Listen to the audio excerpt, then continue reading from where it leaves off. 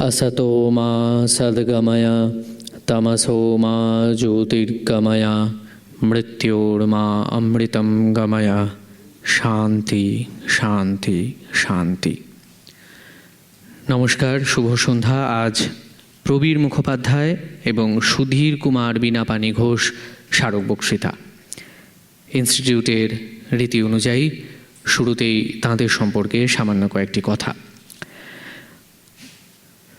ননীগোপাল ও মায়ারানী মুখোপাধ্যায়ের একমাত্র পুত্র প্রবীর মুখোপাধ্যায় 15ই ডিসেম্বর 1956 খ্রিস্টাব্দে দমদম পার্ক, কলকাতায় জন্মগ্রহণ করেন। প্রবীর মুখোপাধ্যায় দমদম পার্কের কৃষ্ণপুর আদর্শ বিদ্যামন্দির বিদ্যালয় থেকে জাতীয় বৃত্তি পেয়ে উচ্চ মাধ্যমিক পরীক্ষায় উত্তীর্ণ হন।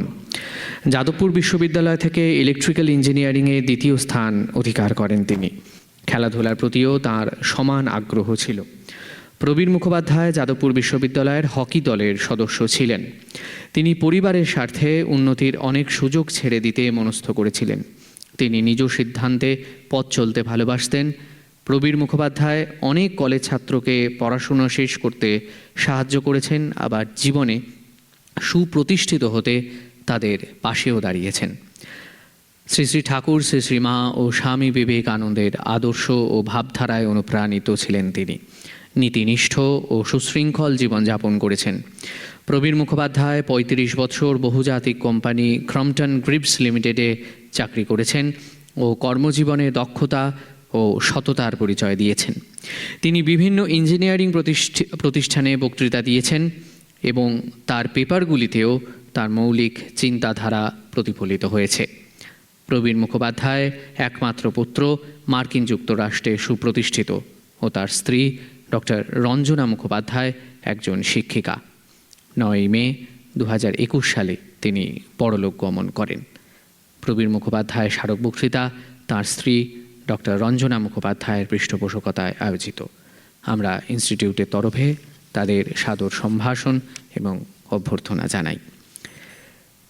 সুধীর কুমার ঘোষ। সুধীর কুমার ঘোষ একটি শুদ্ধ সংযত জীবনের অধিকারী ছিলেন। 1902 থেকে 1982 পর্যন্ত তাঁর জীবনকাল হুগলি জেলার বংশবাটি অর্থাৎ বাঁশবেড়িয়ার গ্রামে পৈতৃক বাস ছেড়ে ভাগ্যান্বেষণে পিতা ভুবনমোহন ঘোষ চলে আসেন উত্তর কলকাতার আমহার স্ট্রিট অঞ্চলে। তার মেধাবী জ্যেষ্ঠ পুত্র সুধীর কুমার শ্রীম মাস্টারমশায়ের বিদ্যালয় নামে পরিচিত হিন্দু একাডেমি থেকে ম্যাট্রিকুলেশন পরীক্ষায় উত্তীর্ণ হন। তারপর যথাক্রমে FA এবং ইংরেজি সাহিত্যে অনার্স সহ BA পরীক্ষায় উত্তীর্ণ হন কলকাতার স্কটিশ চার্চ কলেজ থেকে। কর্মজীবনে প্রথম ক্যালকাটা স্টিম নেভিগেশন কোম্পানি লিমিটেডের টিকিট কালেক্টর রূপে যোগ দেন এবং কলকাতা বিশ্ববিদ্যালয় থেকে ব্যাচেলর অফ ল পরীক্ষায় উত্তীর্ণ হন। নিজের অধ্যাবসায়ের সাহায্যে ট্রান্সপোর্ট কোম্পানির সর্বোচ্চ পদে তিনি উন্নীত হন। ঠাকুর শ্রী রামকৃষ্ণের প্রতি তার ভক্তি এবং শ্রদ্ধা তাকে একজন বিশিষ্ট গৃহীভক্ততে পরিণত করেছিল। বেলুড় মঠের উৎসবে চাঁদপাল ঘাট থেকে বেলুড় মঠ পর্যন্ত ফেরি সার্ভিস তাঁরই উদ্যোগে আরম্ভ হয়েছিল। নৌকো ভর্তি করে ফল, ফুল, সবজি প্রভৃতি তিনি পাঠিয়ে দিতেন, আর মঠ থেকে তার বাড়িতে আসত ঠাকুরের প্রসাদ। বাল্যকাল থেকে রাধাবল্লভজির প্রতি তার নিষ্ঠা, ভক্তি এবং বিশ্বাস জীবনের শেষ দিন পর্যন্ত অটুট ছিল। 1982 সালের 14ই নভেম্বর 80 বৎসর বয়সে কালী পূজার রাত্রে তিনি পরলোক গমন করেন। বীণাপাণি ঘোষ। মন্মথনাথ মিত্র ও সুহাসিনীর সন্তান বীণাপাণি মাত্র 12 বছর বয়সে বিবাহ হওয়ায় কোনোদিন স্কুলে পড়তে পারেননি। সুধীর কুমার ঘোষের সুযোগ্যা সহধর্মিণী ছিলেন তিনি। 1924 খ্রিস্টাব্দে তাঁদের বিবাহ হয়। সুধীর কুমারের সঙ্গে প্রায় 58 বৎসরের সুদীর্ঘ জীবন তার সুখের ছিল। সকলকে নিয়ে চলার ক্ষমতা ছিল তার। তাঁর জীবনে কর্ম ও ধর্মকে তিনি একসূত্রে বেঁধেছিলেন। রামকৃষ্ণ মঠ ও মিশনের তৎকালীন সহসভাপতি শ্রীমৎ স্বামী নির্বাণানন্দজি মহারাজের কৃপা পেয়ে তিনি নিজেকে ধন্য মনে করেছেন। 1990 সালের 17ই জুলাই তিনি রামকৃষ্ণ লোকে যাত্রা করেন। সুধীর কুমার এবং বীণাপাণি ঘোষের সুযোগ্যা কন্যা ডক্টর বিথিকা গুহের পৃষ্ঠপোষকতায় এই স্মারক বক্তৃতা আয়োজিত। আমরা ইনস্টিটিউটের তরফে তাকেও সাদর সম্ভাষণ এবং অভিবাদন জানাই। আজ প্রবীর মুখোপাধ্যায় ও সুধীর কুমার বীণাপাণি ঘোষ স্মারক বক্তৃতা প্রদান করবেন শ্রী শৈলেশ আর চৌধুরী। এবং তার আলোচনার বিষয় religion and science for humanity, বাংলায় ধর্ম ও বিজ্ঞান মানবতা। শৈলেশবাবু বিদেশে থাকেন এবং দীর্ঘকাল তিনি ফিলাডেলফিয়া মিউজিয়াম অফ আর্টের কমিটির তিনি মেম্বার ছিলেন। এছাড়াও তার টেকনিক্যাল পেপার বিষয়, কম্পিউটার আর্কিটেকচার, র্যাডার ইত্যাদি যে বিভিন্ন পত্রপত্রিকায় যে তিনি যে সমস্ত লেখাগুলি লিখেছেন সেগুলি গুণীজনের মধ্যে উচ্চ প্রশংসিত হয়েছে। তার পাওয়া উল্লেখযোগ্য সম্মানের মধ্যে ইঞ্জিনিয়ারিং এক্সেলেন্স অ্যাওয়ার্ড ইউএস নেভির, technical innovation award, India nuclear deal, Shailesh Ranjan Chowdhury কিছু পলিটিক্যাল অ্যাক্টিভিজম যেমন ইউএসএ এবং ইন্ডিয়া নিউক্লিয়ার ডিল ইত্যাদির সঙ্গেও তিনি যুক্ত ছিলেন। আজ তিনি আলোচনা করবেন। তার আলোচনার বিষয় যেরকমটি আগে জানিয়েছি, religion and science for humanity, ধর্ম ও বিজ্ঞানে মানবতা। আমি তাকে অনুরোধ করি তিনি তার বক্তৃতা শুরু করুন।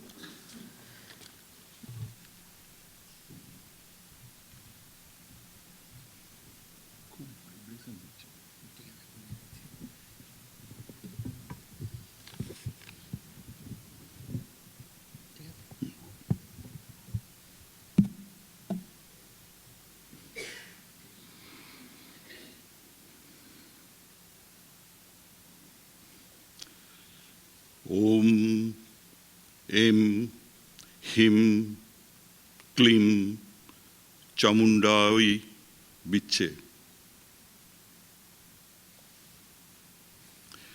প্রিয় এবং শ্রদ্ধেয় বন্ধুরা, আজ আমরা সমবেত হয়েছি এমন একটি বিকেলবেলায়, এই বিশ্বের এমন একটি জায়গায়, বরং বলি বারান্দায়, যেখানে এই ব্রহ্মাণ্ডের আলোকনাদের তরঙ্গ আসছে, যার মধ্যে আমরা প্রতিনিয়ত সবসময় স্নান করি। আজ আমরা সমবেত হয়েছি এমন একটি জায়গায়, এমন একটি সময়ে, যখন আমরা সবাই উপলব্ধি করি আমরা সেই চেতনা এবং চৈতন্যের উত্তরাধিকারী। প্রণাম শ্রী রামকৃষ্ণ। আজ আমরা সমবেত হয়েছি কলকাতার রামকৃষ্ণ মিশন গোল পার্কের একটি অডিটোরিয়ামে। আসুন আমরা সবাই আহ্বান করি, এই পৃথিবী, এই ব্রহ্মাণ্ডকে আসুন আমরা বরণ করি। জ্যোতির্ময় আলোক রাশি তারা আমাদের মধ্যে প্রবেশ করুক, চর্চিত হোক, তারপর আমরা তাদের ছড়িয়ে দিই সারা বিশ্বে, সেই ধী সারা বিশ্বে। হ্যাঁ, এই সময়ে কিংবা অন্য সময়ে কিংবা অন্য কোথাও। ওম ভূর্ভুবস্য। আর সময় এই মুহূর্ত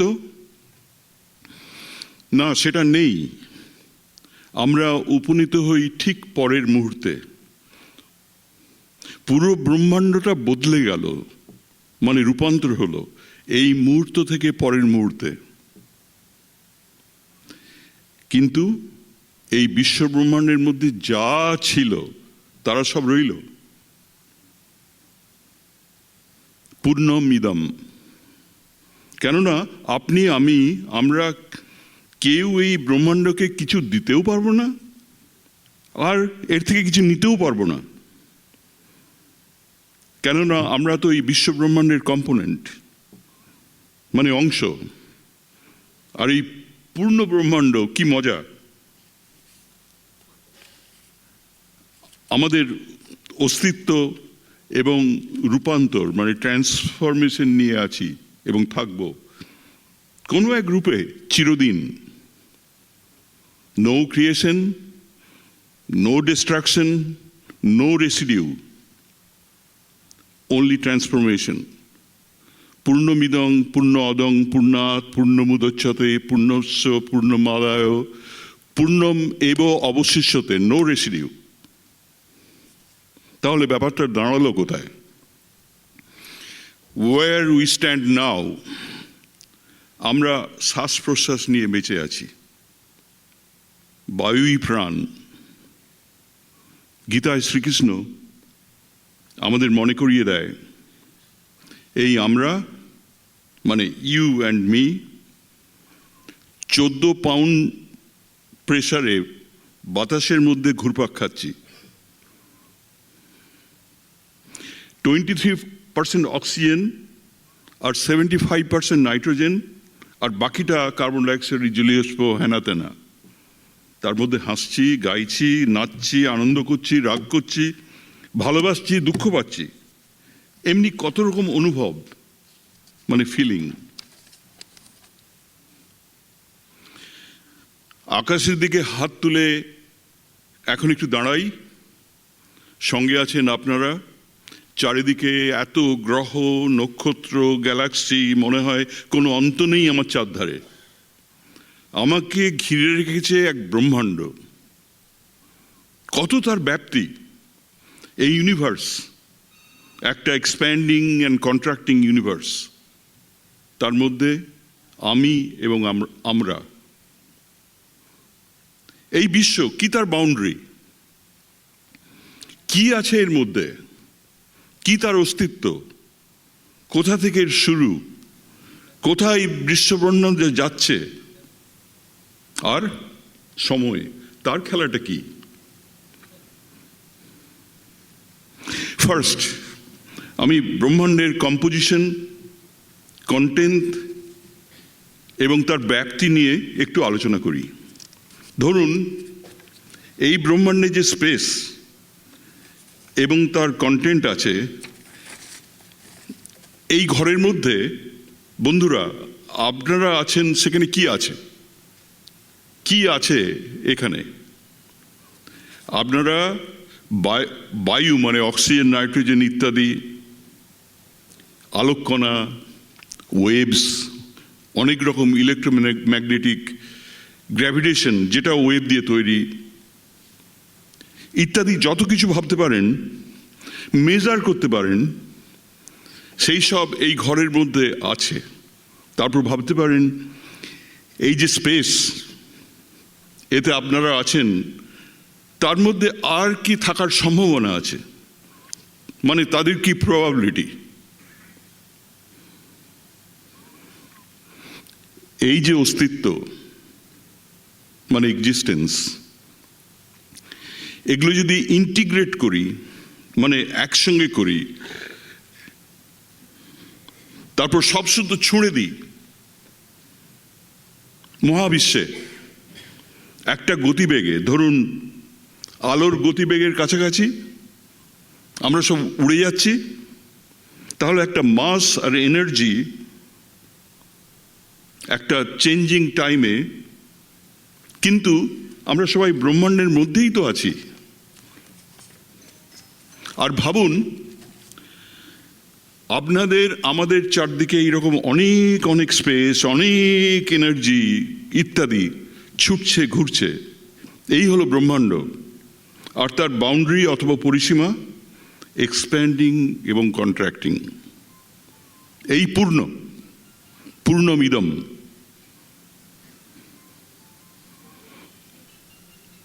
Now, let us feel the science.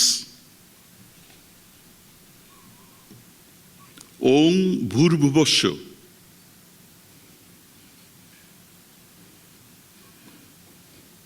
তাকে বরণ করছি। এইসব তো ব্রহ্মাণ্ডের কথা। মাস, এনার্জি এবং আদার কম্পোনেন্টস কনস্টিটিউটিং দ্য ইউনিভার্স। এবারে এই ব্রহ্মাণ্ডের ফাঁক থেকে চলে যাই আমাদের ল্যাবরেটরিতে, মানে লেট আস সেন্টার আর হিউম্যান ল্যাবরেটরি। কি হচ্ছে সেখানে? বিজ্ঞানীরা কি করছে? এই আমরা মানুষ, আমি কিন্তু বিজ্ঞান নিয়ে কথা বলছি, এখন বিজ্ঞান নিয়ে মানে ইউনিভার্স, তারপরে ল্যাবরেটরিতে কি হচ্ছে, আমরা কি রিসার্চ করছি, এই ধরনের বিষয়। সুতরাং ল্যাবরেটরিতে আমাদের যেতেই হবে। এই আমরা মানুষ, আমরা বাঁচতাম 40 বছর, তারপর 60 বছর, এখন 80 বছর। যদি সায়েন্স বেসড প্রজেকশন করি তাহলে আমরা বাঁচব 90 ইয়ার্স বাই ইয়ার 2030। একটু ভেবে দেখি কেন এইসব হিউম্যানদের মানে মানুষদের লংজিভিটি বাড়ছে।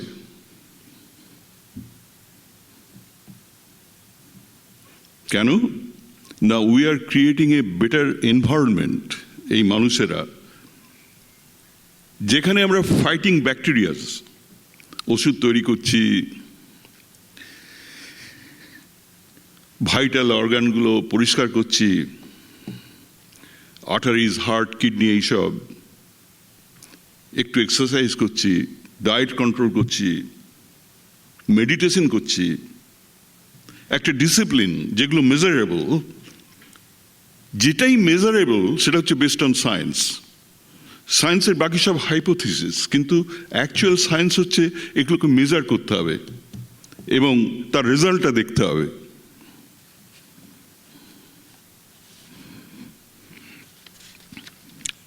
সায়েন্সটা এবং আরও জানার চিন্তাধারা মানে discovering ourselves and the universe more and more, এই খেলাটা চলছে আরও আরও যত দিন যায়। কি হলো কি, এই জিন এবং ক্রোমোজোম ডিভিশন নিয়ে যে চর্চা চলছিল, আর্লি 2000-এ 3 জন ভদ্রমহিলা যুগান্তকারী আবিষ্কার করলেন। যুগান্তকারী। তারা দেখলেন এই যে ক্রোমোজোম ডিভিশনটা আমাদের হয়, তখন একটা সাবস্টেন্স, তার নাম হচ্ছে টলোমারিস। এই টলোমারিসটা যদি একটা পরিমাণের থেকে কম থাকে তাহলে ওই সেলটার 12টা বাজলো, কারণ ক্রোমোজোম তো ডিভিশন হয়েই যাচ্ছে। তো ওই সেলটার যদি 12টা বাজে টলোমারিস কম থাকলে, সেটাই হয়ে গেল ক্যান্সারাস। ব্যাস, এই দারুণ ব্যাপারটা যদি সলভ করা যায় তাহলে আমাদের হিউম্যানরা আরো অনেক দিন বেঁচে থাকতে পারি। অনেক দিন মানে কতদিন? আমরা প্রেডিকশনের সাহায্য নেই, মানে আমাদের তো চার্ট দেখি যে এই রকম ভাবে বাঁচছে এই কারণে এই কারণে। তা ওয়াই অ্যাক্সিসে আমার টাইম যাচ্ছে, এক্স অ্যাক্সিসে ওয়াই অ্যাক্সিস যদি দেখি তাহলে 2050-তে আমরা বাঁচব 200 বছর, 2060-তে আমরা বাঁচব 300 বছর, 2070-তে বাঁচব 500 বছর, 2090-তে there is a probability, everything is a probability, আমরা বাঁচব 1000 বছর। শুনতে অসুবিধা লাগছে? তার মানে কি হলো? মানে সবাই যে বাঁচবে তা নয়, মানে কিছু কিছু লোক ধরুন হার্টটা খারাপ হলো ছুঁড়ে ফেলে দিলেন, আর এদিকে এই সেল ডিভিশনগুলো চলতে লাগলো, হ্যাঁ পাটা গেল ঠিক আছে খুলে ফেলে দিন, এই করতে করতে আমরা কিন্তু এরকম বাঁচব। তার মানে কি দাঁড়ালো? আমাদের ইচ্ছা মৃত্যু। আমি যদি মরতে না চাই মরবো না, সিরিয়াসলি। বিজ্ঞান নিয়ে তো অনেক কথা হলো,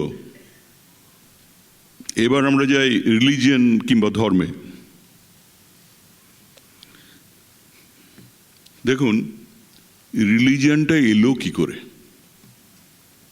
আউট অফ ফিয়ার, ভয় থেকে।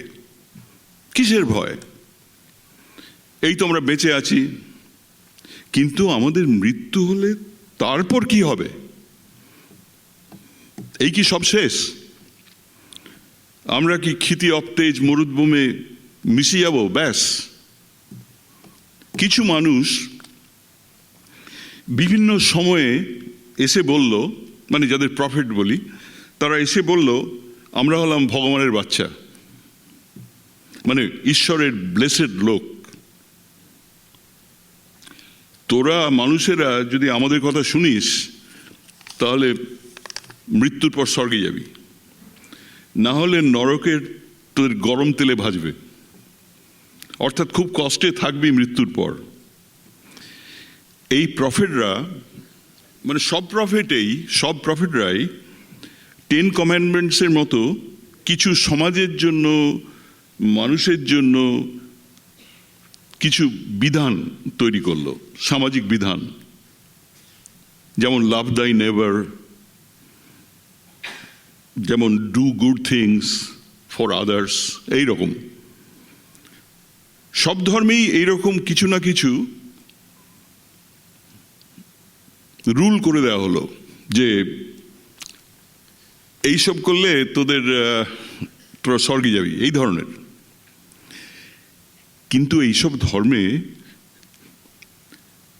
জন্ম একটাই আর মৃত্যু একটাই।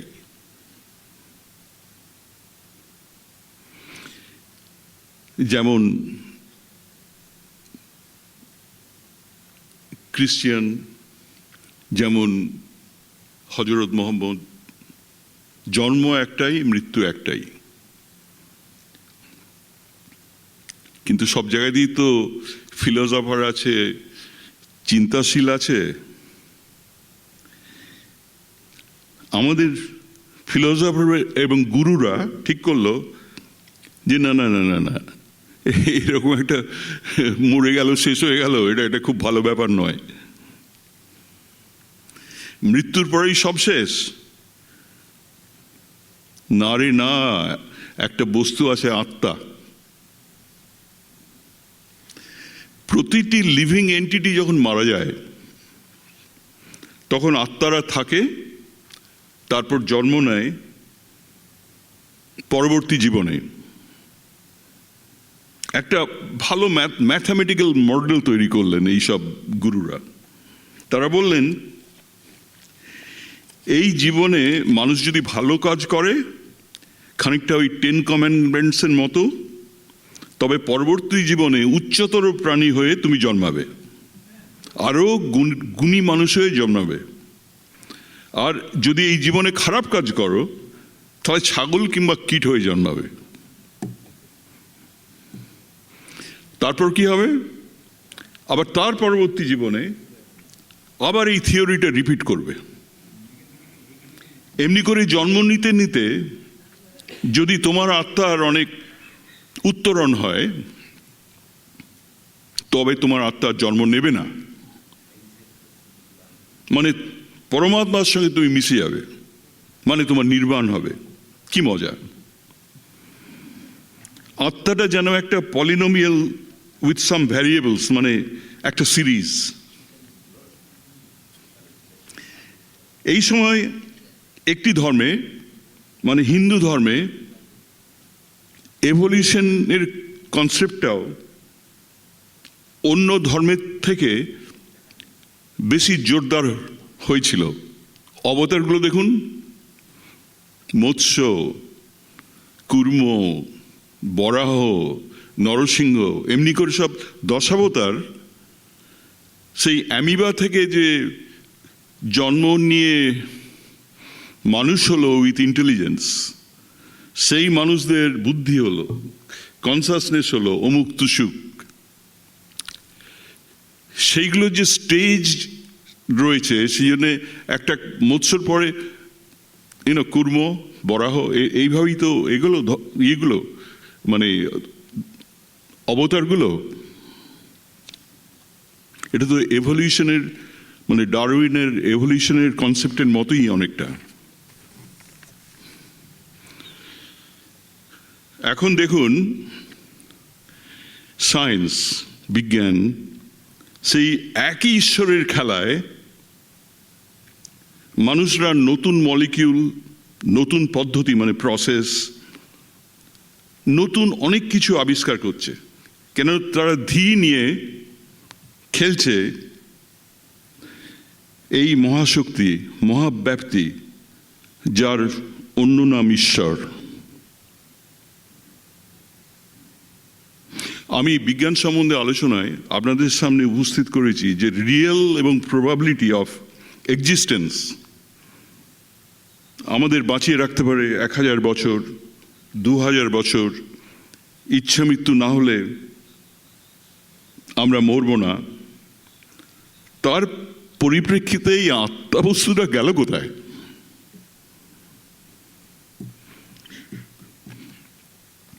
যখন আমরা ইচ্ছে করে লাইফ মানে জীবন থেকে বিদায় নিলাম,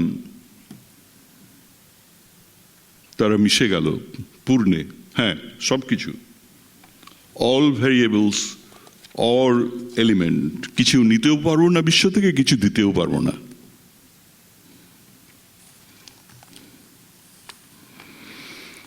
দেখুন বন্ধুগণ, আমরা আমাদের কথাবার্তায়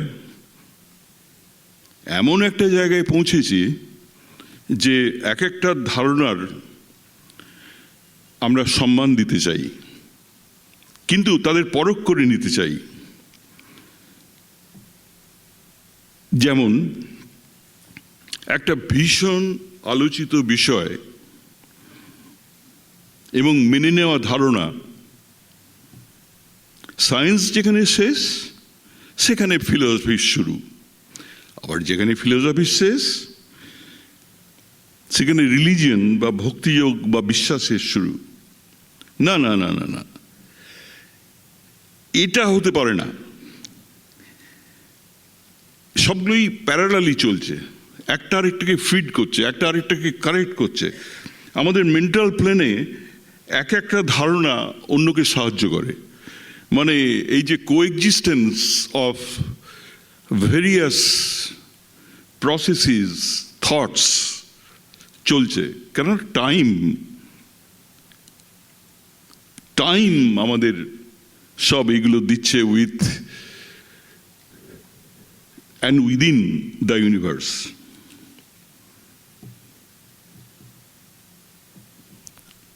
হ্যাঁ, এখন ওই মন মানে মাইন্ড নিয়ে কিছু আলোচনা করব। এখানে বিজ্ঞানের আবিষ্কার এবং 2 খ্রিস্টপূর্ব সেঞ্চুরিতে ভরতমুনি এবং নাট্যশাস্ত্র আমাদের কিছু ভাবার এবং অনুভব মানে ফিলিংয়ের জগতে নিয়ে গেছেন। আচ্ছা, আমি আপনাদের কাছে একটি প্রশ্ন রাখি যে এই ফিলিংস অর্থাৎ অনুভবেরা আমাদের মনে এত রকম ফিলিং, তারা কোথায়? নাট্যশাস্ত্র অতদিন আগে এইসব অনুভবদের আইডেন্টিফাই করার প্রয়াস নিয়েছিল। ওই নাচের জন্য এক্সপ্রেশন করতে হবে তো, যেমন হাসছি, দুঃখ পাচ্ছি, ভালোবাসছি, রাগ দেখাচ্ছি, উৎকণ্ঠা হচ্ছে, বিভৎস, এরকম অনেক ভাব নিয়ে তারা 64 রকম অনুভব আইডেন্টিফাই করেছেন। এবং তার কম্বিনেশন যদি করি, যে একটা মিলাঙ্কলি মানে স্যাডনেস আছে, তার সঙ্গে একটা কিছু দিয়ে একটা অন্য এক ধরনের অনুভব হলো। যেমন ধরুন অভিমান, এক একটা অনুভব সংখ্যা আরও হয়ে যাবে, কিন্তু বেসটা হচ্ছে 64। সেই ভরতমুনি কতদিন আগে ভেবেছিলেন এবং একটা স্ট্রাকচার দেওয়ার চেষ্টা করেছিলেন। তারপর এইসব ফিলিং এবং বিভিন্ন ধরনের যে মানসিক অসুস্থতা, যেমন সিজোফ্রেনিয়া, যেমন অ্যালজাইমার, এসবের সব এক্সপ্রেশন রয়েছে আমাদের চলাফেরায়, যেগুলো এক্সট্রিমিটি অফ ফিলিংস। সিজোফ্রেনিয়া মানে, আমি জানি না আপনারা মনে আছে কিনা, ক্রাই বলে একটা পেন্টিং আছে, কানে হাত চাপা দিয়ে একটা ব্রিজের উপরে। সেরকম অ্যালজাইমার তো জানেন, সব ভুলে যাচ্ছি। আমরা বিজ্ঞানে ব্রেন স্ক্যান করে এবং নতুন সব ইনস্ট্রুমেন্ট দিয়ে ব্রেনের বিভিন্ন স্টেট দেখতে পাচ্ছি এবং রেকর্ড করছি, অ্যানালাইজ করছি, যেখানে এইসব ফিলিংগুলো, অনুভবগুলো কিভাবে খেলা করে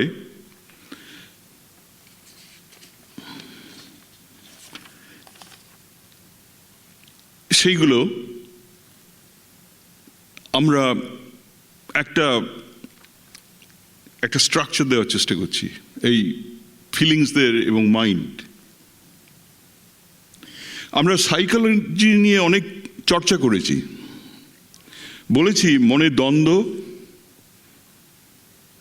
কনসাস, সাবকনসাস, আনকনসাস স্টেটস এইসব আছে। আর সিজে ইয়ুং তিনি মন্ডল নিয়ে কনসাসনেসের এক্সপেরিমেন্ট করেছেন, বিখ্যাত সাইকোলজিস্ট, ফ্রয়েডের পরে।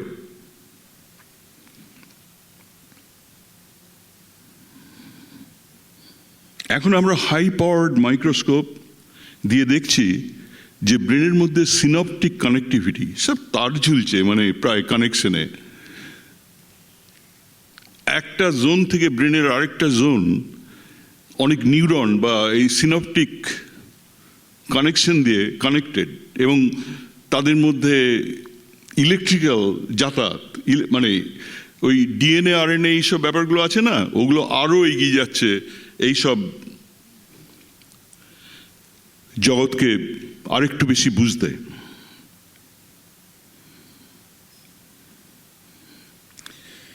তাহলে আমাদের কানেক্টিভিটিটা ভেরিয়াস রিজিয়নস অফ ব্রেন এবং নার্ভাস সিস্টেম। তাহলে পাগলা মন্টারে তুই বাঁধ, এ তো একটা হদিস পাওয়া যাচ্ছে।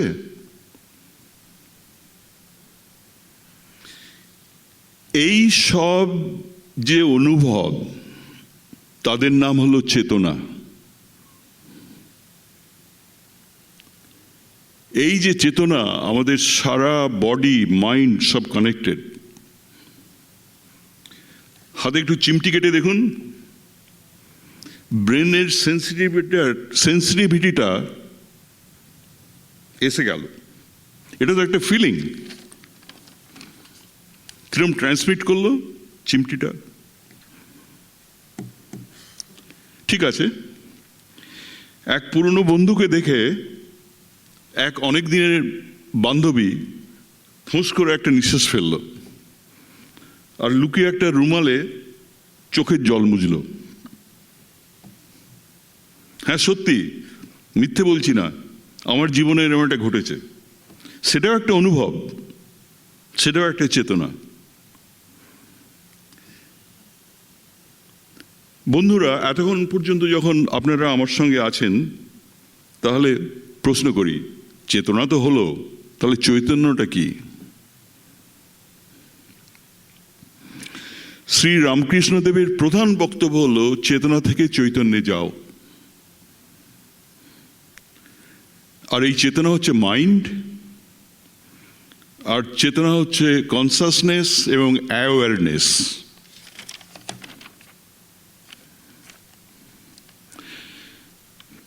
অ্যাওয়ারনেসটা কি? আমরা কোথায় আছি, কেন আছি, সময় আমাদের এবং ব্রহ্মাণ্ডকে একটা স্টেট থেকে অন্য স্টেটে নিয়ে যায়। এই মুহূর্তে যা আছে, পরের মুহূর্তে এক রূপান্তর হলো, এই মুহূর্তের সব কিছু জন্ম নিল এক নতুনভাবে।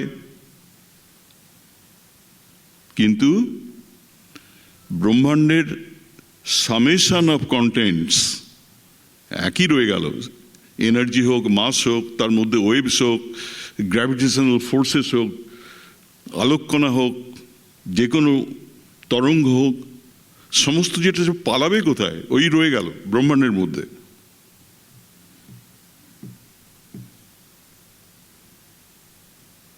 একজন ম্যাথমেটিশিয়ান, তার নাম হচ্ছে মার্কভ,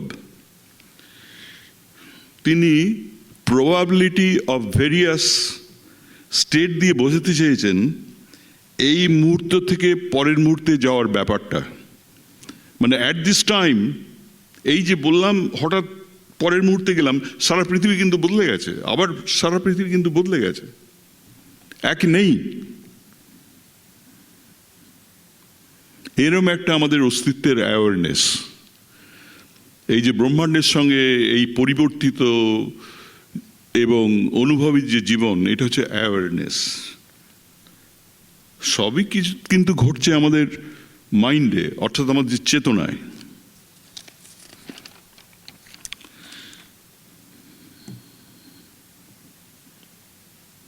খুব মজা, এখন আমরা মাইন্ড এবং তার অ্যাওয়ারনেস নিয়ে চৈতন্য অর্থাৎ কনসাসনেসের দোরগোড়ায় এসে গেছি, প্রায় এসে গেছি। এখন একটু খাটতে হবে, we have to work on it. একটা শারীরিক এবং মানসিক ডিসিপ্লিন দরকার হবে এই চেতনা থেকে চৈতন্যের উত্তরণে।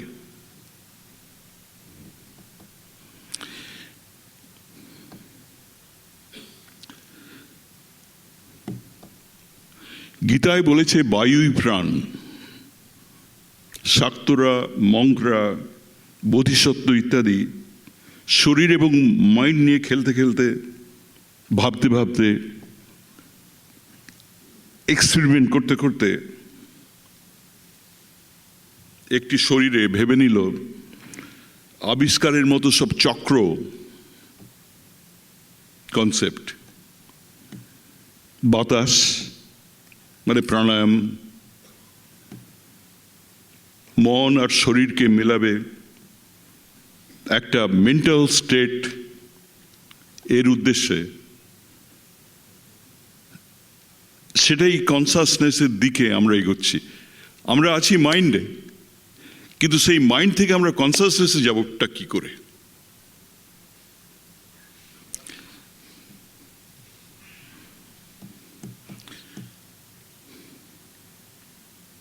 হ্যাঁ, যা বলছিলাম, এই কনসাসনেসের বিষয়টা ভাবনার থেকে বেশি অনুভবের ব্যাপার। অরবিন্দ, ঋষি অরবিন্দ মা কালীর কনসেপ্ট বিশ্বের যে শুরু ভাবতে সাবিত্রী কবিতায় বিশ্বভরা এনার্জি আর বিগ ব্যাং এর কনসেপ্ট আনলেন, যে একটা কি একটা হলো, সব কালো ছিল, হ্যাঁ এনার্জি ছিল, এটা বিরাট কিছু একটা হয়ে গেল, আর সমস্ত বিশ্বের জন্ম হলো। এটা কিন্তু ঋষি অরবিন্দের সাবিত্রীর মধ্যে রয়েছে এই ধরনের। 1902 সালটালে হবে।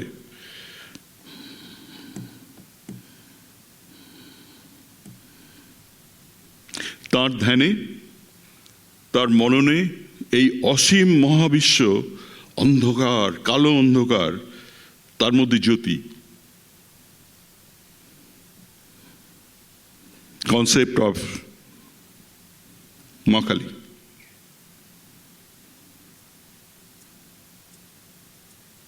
শ্রী অরবিন্দ।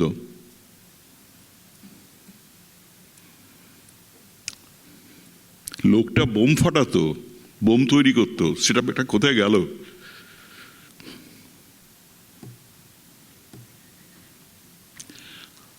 আমার ব্যক্তিগত জীবনে স্বামী বিবেকানন্দ এবং আরও ভারতীয় দার্শনিকদের লেখা থেকে অনুপ্রাণিত হয়ে ধ্যান করার চেষ্টা করেছি, মনের উপর কন্ট্রোল রাখার জন্যে।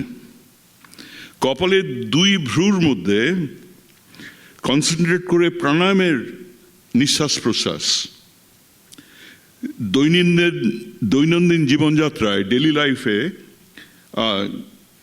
ইঞ্জিনিয়ারিং, সাহিত্য, business development, research and science, technology, খেলাধুলো, কমিউনিটি ওয়ার্ক, এইসব। 1999 সালে একটি সুযোগ পেলাম তাইচি এবং কংফু শেখার। বোধিসত্ত্ব গিয়েছিলেন পাহাড় পেরিয়ে শাওলিন টেম্পলে, সেইখানে শুরু হয় তাইচির চর্চা। যা শিখলাম তা হলো ভারতীয় যৌগিক ব্যাকগ্রাউন্ডে শরীরের মধ্যে এনার্জি ফ্লোর অনুভব।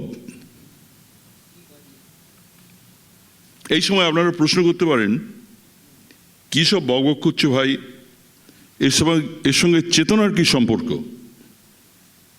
কিন্তু আমি ওই দিকেই এগোচ্ছি। হ্যাঁ, যা বলছিলাম, flow of energy in the body and feeling it, ওটা তো হচ্ছেই, কিন্তু ফিলটা করব কি করে, কোথায় ফিল করব? সবই তো মগজ মধ্যে ফিলিংটা। আচ্ছা, আমরা যখন শ্বাস নিই, সেই অক্সিজেন আমাদের লাংসে যায়, তারপর শরীরের সব জায়গায় ছড়িয়ে যায় ওই ব্লাড ফ্লোর মধ্যে দিয়ে। Extreme points of the body ওই অক্সিজেনটা যায়। আমাদের সবারই ব্রেনের মধ্যে একটা সারা শরীরের ম্যাপ আছে। ডিএনএ আরএনএ চরিত্র এবং গতিবিধি নিয়ে অনেক নতুন নতুন আবিষ্কার হচ্ছে। এই ব্যাকগ্রাউন্ডে আমাদের চি অর্থাৎ শারীরিক এনার্জি,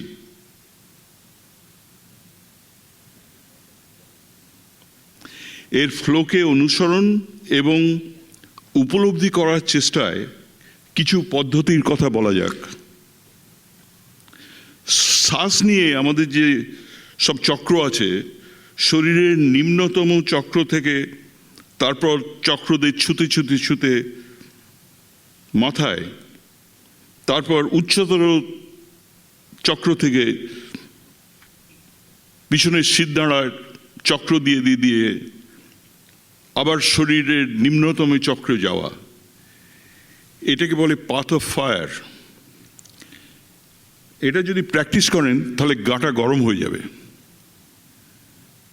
আর একইভাবে আপনি যদি সামনে থেকে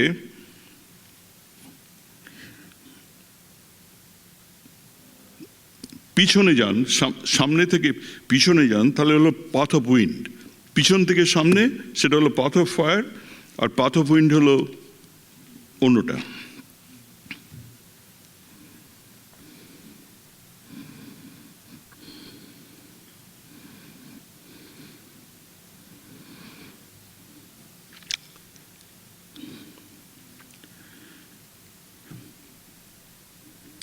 আমাকে বলা হয়েছিল, যখন বাইরে বরফ পড়ছে, পাথ অফ ফায়ার যদি ঠিকমতো প্র্যাকটিস করি তাহলে আমার ঠান্ডা লাগবে না। আগ্রার যে গরু ছিল তার সঙ্গে বাইরে গেলাম, 10 সেকেন্ডে বেরিয়ে আমি বেশি টিকতে পারিনি, দুঃখিত। তো আমার ওই পাথ অফ ফায়ারটা ঠিক হলো না। কিন্তু গরমকালে 104 ডিগ্রি মানে ফারেনহাইট মানে 40 ডিগ্রি সেন্টিগ্রেডে দিব্যি অনেক ঘন্টা তো কাটিয়ে দিয়েছি ওই পাথ অফ উইন্ড করে ঠান্ডা করতে বডি। কিন্তু সেটা চেষ্টা না করেই কলকাতার ঘাটালে তো বড় হয়েছি। ওই সব পাথ অফ উইন্ড দেখাচ্ছেন মশাই, আমায় দেখাবেন না, আমি গরম হাওয়া গিলতে পারি।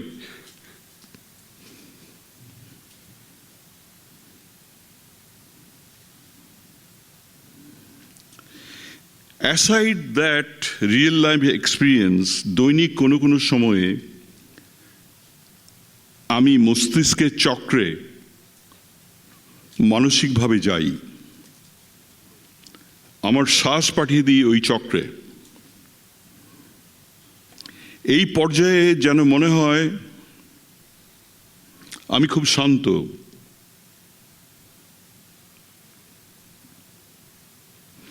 এক ধরনের আলো দেখি যার রং হচ্ছে সাদা, চোখ বুঝলে। এই পর্যায়ে যেন মনে হয় আস্তে আস্তে একটা আপেক্ষিক কন্ট্রোল যেন হারাতে চলেছি। তখন আমি থেমে যাই একটু ভয় পেয়ে।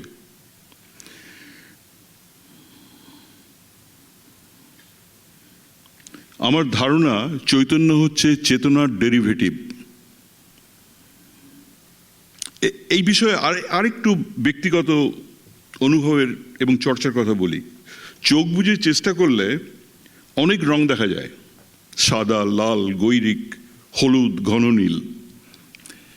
এইসব কিন্তু আমাদের ভারতীয়দের মধ্যেই প্রচলিত রয়েছে, খুব বেশি ব্রড হয়ে নয়, কিন্তু চর্চা আছে এইসব শাক্তদের মধ্যে, ছিল। এখন চর্চা আছে বৌদ্ধদের মধ্যে হিমালয় রিজিয়নে। এইসব রং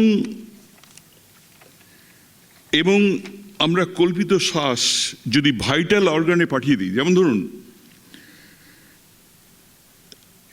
এগুলোতে বডির ভাইটাল অর্গানগুলোকে শুদ্ধি করা হয়, এগুলো সব যৌগিক চর্চার মধ্যে পড়ে। আমি তো গুস্তাভ ইউং এর মণ্ডল নিয়ে চিকিৎসার কথা বলেছি। ব্যাপারে এইরকম বৌদ্ধিক বা তান্ত্রিক মণ্ডল দেখে নিয়ে চিন্তা বা চেতনার মধ্যে নিয়ে যাওয়া, এই বিষয় নিয়ে গেস্টাল্ট সাইকোলজির উল্লেখ করি। তিনি ভেবেছিলেন আমাদের ব্যক্তিত্ব, যেটা আমাদের মননের অর্থাৎ চেতনার প্রতিফলন, অনেকটা ক্রিস্টালের মতো। যে প্লেনটা সব থেকে বড়,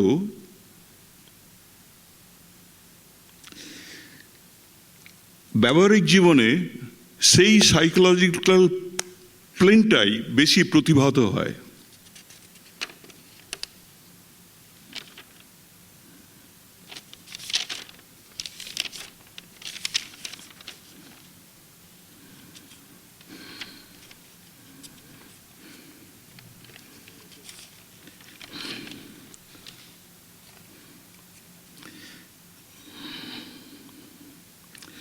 আমরা বায়োলজিক্যালি মায়ের সন্তান।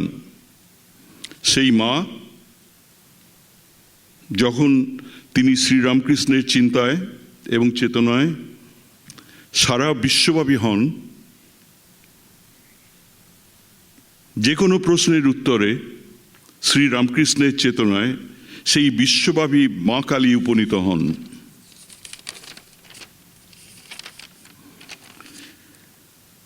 শ্রীরামকৃষ্ণ এই বিশ্বকে এবং সমস্ত মানুষদের হিউম্যানিটিকে নিয়ে গেলেন চেতনা থেকে চৈতন্যের উত্তরণের অনুভবে। আমার চেতনা চৈতন্য করে দে মা আনন্দময়ী, তোর ভাবসাগরে ডুবে দেখি। নমস্কার, আজকে আমার কথা এখানেই শেষ। যদি কোনো প্রশ্ন থাকে।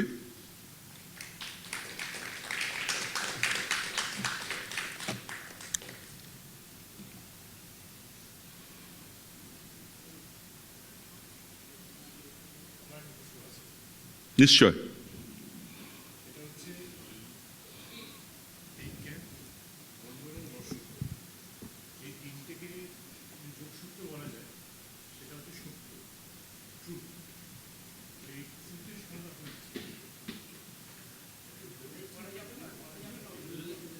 বিজ্ঞান, দর্শন এবং ধর্ম, এই তিনটেকে যোগসূত্র হিসেবে যেটা আছে সেটা সত্য। সেই সত্যের সংজ্ঞা আপনার কাছে।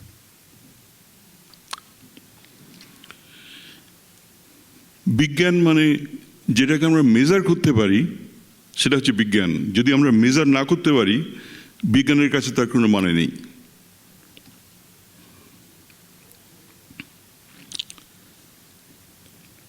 ধর্ম, এই নিয়ে কথা বললাম, এটা ফিয়ার থেকে এসছে এবং কিছু থিওরি, সুন্দর থিওরি থেকে জন্ম নিয়েছে। আমাদের রজ্জু ভামে সর্প ইত্যাদি অনেক রকম প্যারাডক্স আছে। সেই প্যারাডক্সগুলো সব কিন্তু ভ্রম এর উপরে, সত্য আর ভ্রম, রিয়ালিটি এবং ধারণা, এর মধ্যে যে দ্বন্দ্ব।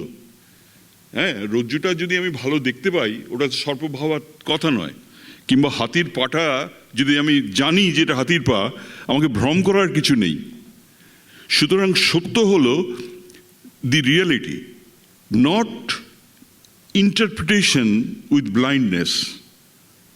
একটা কানা লোককে আমি পাঠিয়ে দিলাম, হাতির ন্যাজটা ধরলো, বলে এটাই হাতি।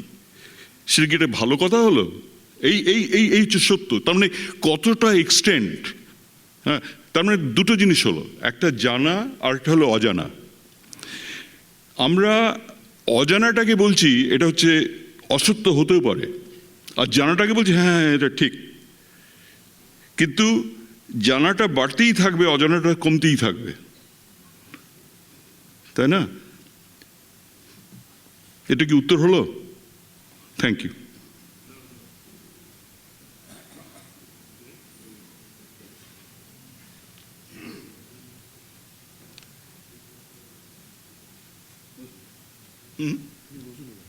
আমি বসবো।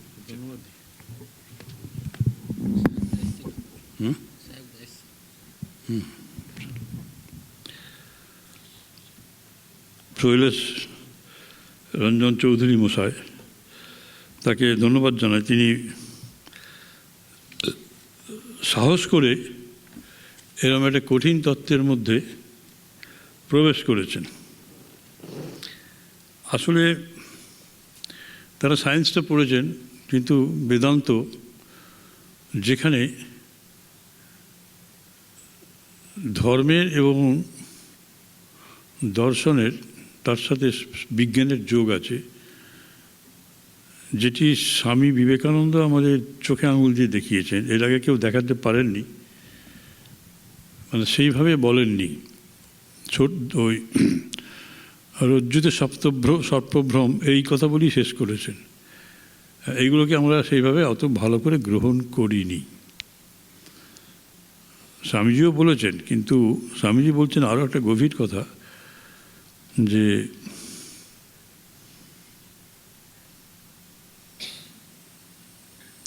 সমুদ্র এবং তার তরঙ্গগুলো আলাদা, কিন্তু সেগুলো ওই তরঙ্গের সমুদ্রের জলের সঙ্গেই কিন্তু যুক্ত, আলাদা কোনো অস্তিত্ব তার নেই। অথচ নাম রূপ নিয়ে সেগুলো ভাসছে। সুতরাং তরঙ্গগুলো সত্য নয়।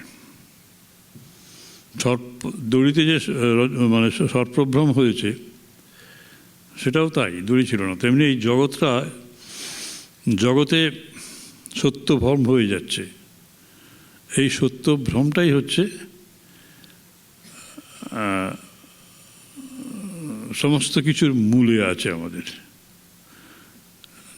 জগৎটা তো সত্য নয়, জগৎটা হচ্ছে সে মহামায়ার ছায়া মাত্র। সেটাই আমি একটু বলে দিচ্ছি আপনাদের, এই জগৎটা কেন সত্য নয়। তা আপনি অধ্যাপনা করেছেন হয়তো, অথবা অন্য কিছু, কিন্তু আপনার চিন্তাধারা খুব গভীর। রাখুন,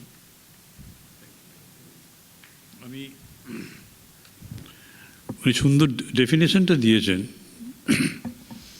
বিজ্ঞানের, যে বিজ্ঞান মাপতে পারে, পরিমাপ যেখানে করতে পারবে না সেখানে বিজ্ঞানের যাত্রা শেষ। অর্থাৎ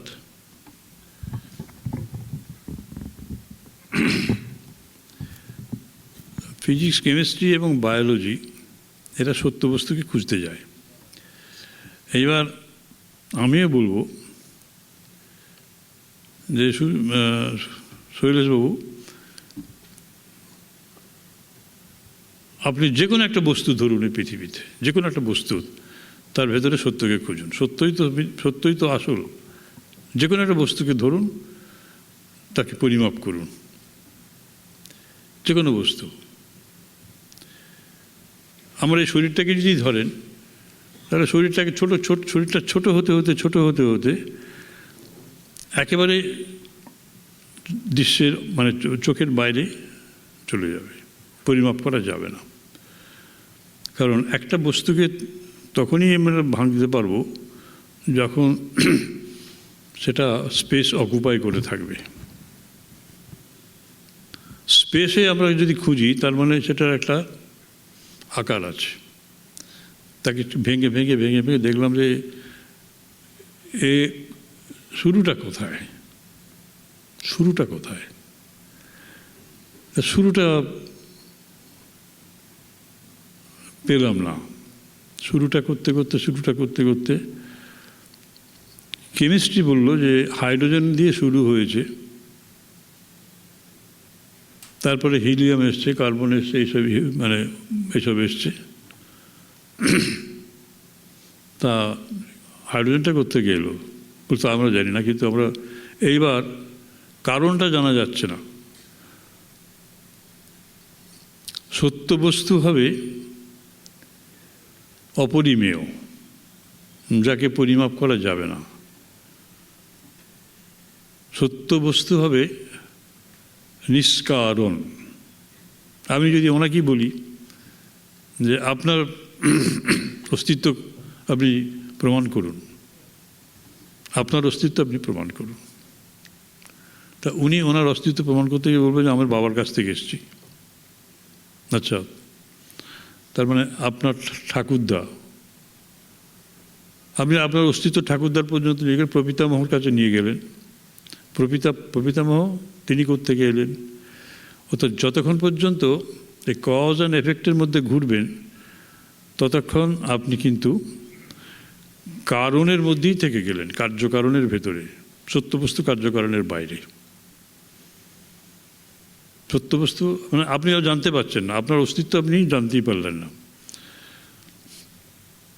আপনি যখন আকাশের ভেতরে খুঁজছেন, স্পেসের ভেতরে, তখনও তো পেলাম না, পরিমাপ করতে পেলাম না।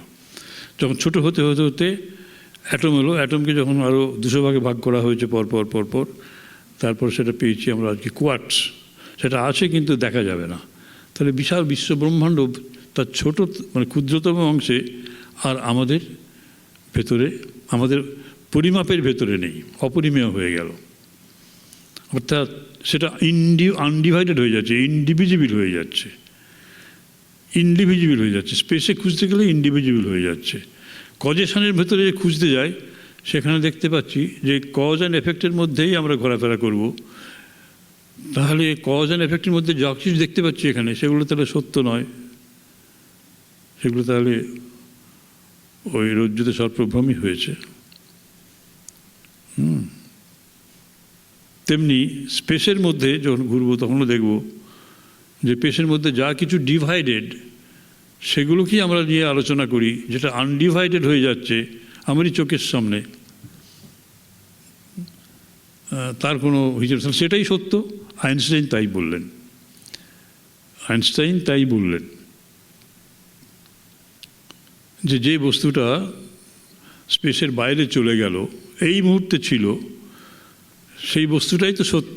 তাহলে truth is undivided, it has become divided and relative, false, by coming into space.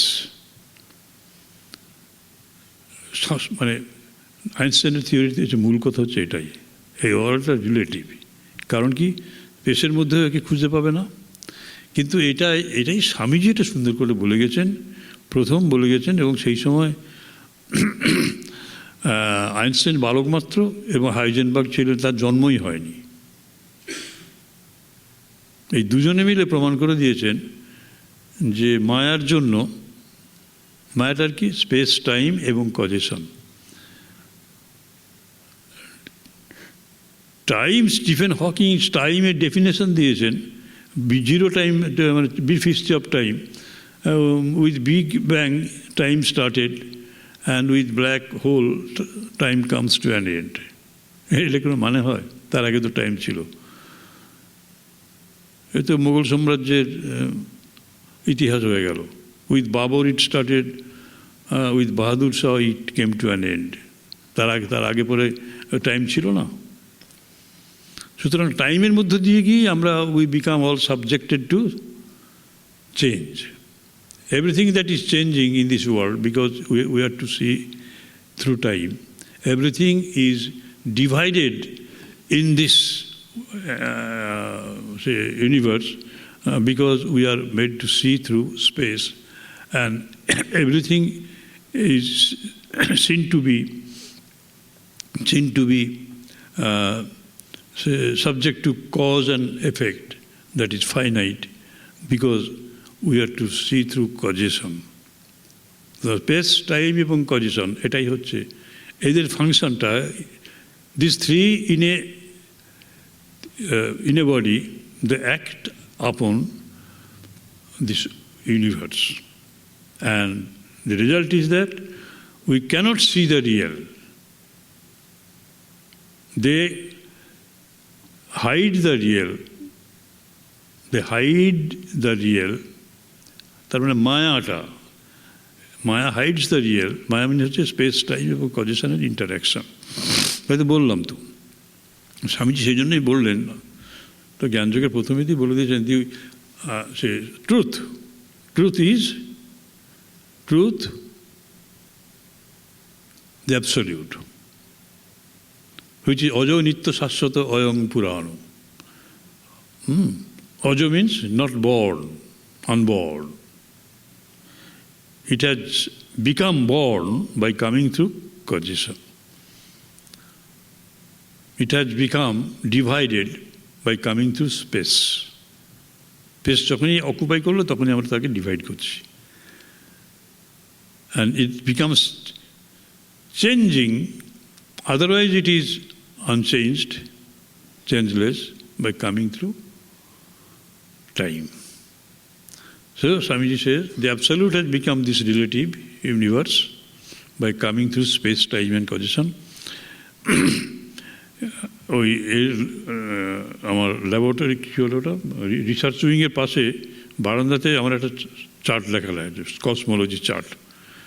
ওইটাতে দেখবেন একবার স্পষ্ট করে আমি ছবি এঁকে দেখিয়ে দিয়েছি, ওটা পার্মানেন্ট আছে। কেউ কেউ ইন্টারেস্টেড হন যারা আমাকে ডাকেন, আমি তাদের 5 মিনিটে একটু বুঝিয়ে দিই। সেইভাবেই বুঝিয়ে দিলাম। Truth is that science has to work under space, time and causation, so they cannot go beyond this. সেই জন্যই স্বামীজি বললেন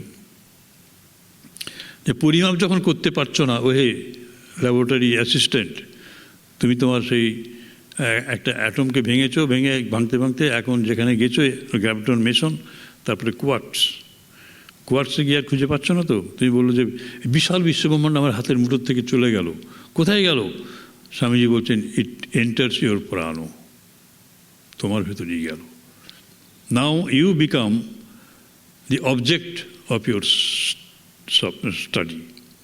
তার মানে যেটা উনি সাবজেক্ট ছিলেন, অবজেক্টিভ ইউনিভার্সকে নিয়ে কাজ করছেন, আর আলটিমেটলি সে অবজেক্টিভ ইউনিভার্স নেই অ্যাপার্ট ফ্রম হিম।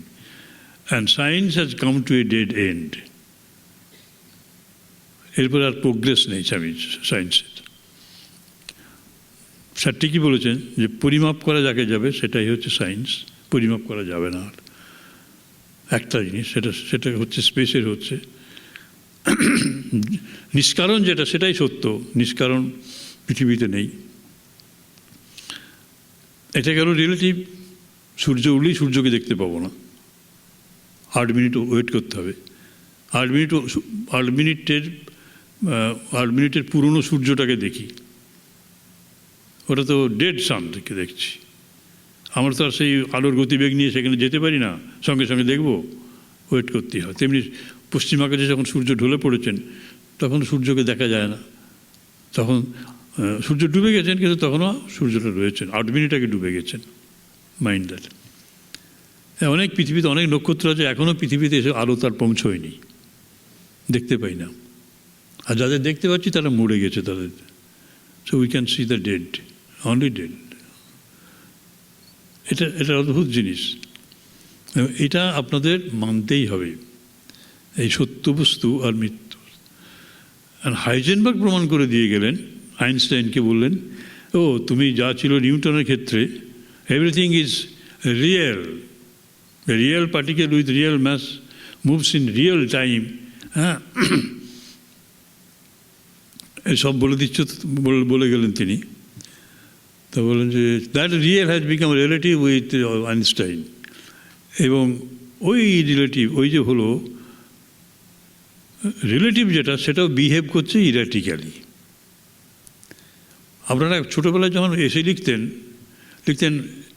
যে অঘটন ঘটন পটিয়সী মায়া, এই অঘটন ঘটিয়ে দেয়, কোনো নিয়ম সেখানে নেই। এই জিনিসটাই ঘটিয়ে দিলেন হাইজেনবার্গ, যে এটা মায়া মিথ্যা করে দিচ্ছে, এবং এটা মিথ্যা করে দিচ্ছে এটা দেখতে পাচ্ছি। আর এটা highly probable, there is no certainty in its behavior। সে একটা তত্ত্ব দিয়েছেন, তিনি প্রমাণ করে দেখিয়েছেন, একটা ইনইকুয়ালিটি দিয়ে দেখিয়েছেন, সেটাকে আর যাচ্ছি না। কিন্তু ওই ঈশ্বরের ইচ্ছা হলে পরে লাল জবা গাছে সাদা জবাও ফুটতে পারে, হয়, যার নিয়ম তারই অনিয়ম। আর মিথ্যাটা কেন? আমিও আপনাকে দেখতে পারবো না, আমিও আপনাকে দেখতে পাচ্ছি না, যেমন সূর্যকেও দেখতে পাচ্ছি না, মৃত সূর্যকে দেখছি, ইমেজটাকে দেখছি, সেরকম আপনাকেও আমি রিয়েল আপনাকে আমি দেখতে পাবো না এই ডিস্টেন্সের জন্য। লাইট রিভিলস আস, এটাই হচ্ছে কারণ। একটু সহজ জিনিস। আর মিথ্যা বলেছে, জগৎটা মিথ্যা। মিথ্যাটা কেন বলছেন মিথ্যা? অসত্য তো বলছেন না। বন্ধাপুত্র হচ্ছে অসত্য, বুঝলেন? বন্ধাপুত্র দেখেছেন কোনো দিন? আপনাকে যদি কেউ বলে আপনি বন্ধাপুত্র, তার গালে থাপ্পড় লাগিয়ে দেবেন। যে with my coming into this world my mother has become পুত্রবতী, blessed with a child, no longer barren। এটাই তো ঠিক। তাহলে এই অসত্য আর মিথ্যা, এই দুটোর মধ্যে ডিফারেন্সটা আমরা করি না। মিথ্যা মানে কি? মিথ্যা মানে যেটা আছে অথচ নিজে নিজে থাকতে পারে না, আছে কিন্তু নিজে নিজে থাকতে পারে না। আপনার ছায়া, ছায়াটা অসত্য কি? ছায়া অসত্য? ছায়া তো আছে, তো ছায়াটা আছে, ছায়াটা আপনারই ছায়া। কিন্তু ছায়াটা যেমন আপনি না থাকলে ছায়া থাকবে না। আর ছায়ার অস্তিত্ব নির্ভর করছে your position, the position of the sun. কখনো ছোট হবে, কখনো বড় হবে। মাথার উপরে এলে পরে, জ্ঞান সূর্য মাথার উপরে এলে ছায়া, অহং ছায়া তখন চলে যায়, ঠাকুর বলছেন। ঠাকুরের কথা খুব সহজ।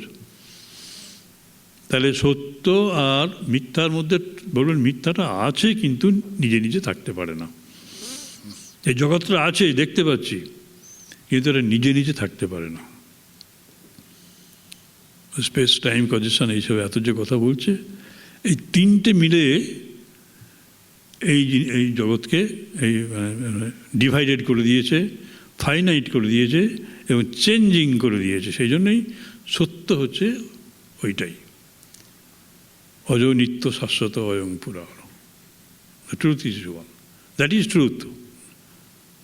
যিনি জানতে চাচ্ছিলেন যে ট্রুথটা কি, তার সাথে এর কি, science is trying to find out the truth. আর এই সায়েন্সের সবচেয়ে বড় দোষটা কোথায়? একটা ধরে নিয়ে আলোচনা করতে শুরু করেছে, যে সাবজেক্টটা আছে, এই জিনিসটা আছে, তার গড়াতে যাচ্ছেন তো সত্যটাকে আবিষ্কার করুক। হাইড্রোজেনকে ধরে নিয়ে বসে আছে, গ্র্যাভিটেশনাল ফোর্সকে ধরে নিয়ে বসে আছে। সেভাবে তো হবে না। তারপরে বলছে হ্যাঁ দুধ থেকে দই হয়, ছানা হয়, হ্যাঁ মিষ্টি হয়, মাখন হয়, ঘি হয়। আরে দুধটা কোত্থেকে এলো? You have to trace its origin, that is it. এইটাই হয়েছে দর্শন আমাদের এখন। দর্শন মানে দেখা। কি দেখা? সত্য বস্তুকে দেখা। সত্য বস্তু মিথ্যার দ্বারা আবৃত হয়ে আছে। মিথ্যা কি না? স্পেস টাইম কজেশনের ইন্টারাকশন, দ্যাট ইজ মায়া। স্বামীজি রজ্জুতে সর্বপ্রভাবের চেয়ে সবচেয়ে পছন্দ করতেন, ওই জন্য বললাম তরঙ্গ, সমুদ্রের তরঙ্গ। তরঙ্গ কখনো সমুদ্র নয়। যে ঢেউগুলো আছে ঢেউগুলো সমুদ্রের বুক থেকেই উঠছে, ওখানেই বিলীন হয়ে যাচ্ছে। তেমনি আমরাও ওই ওই অজনিত্য শাশ্বত অয়ং পুরানো এর মধ্য দিয়ে উঠছেই, ওখানেই বিলীন হয়ে যাচ্ছি। ব্যাস, এটাই। Thank you.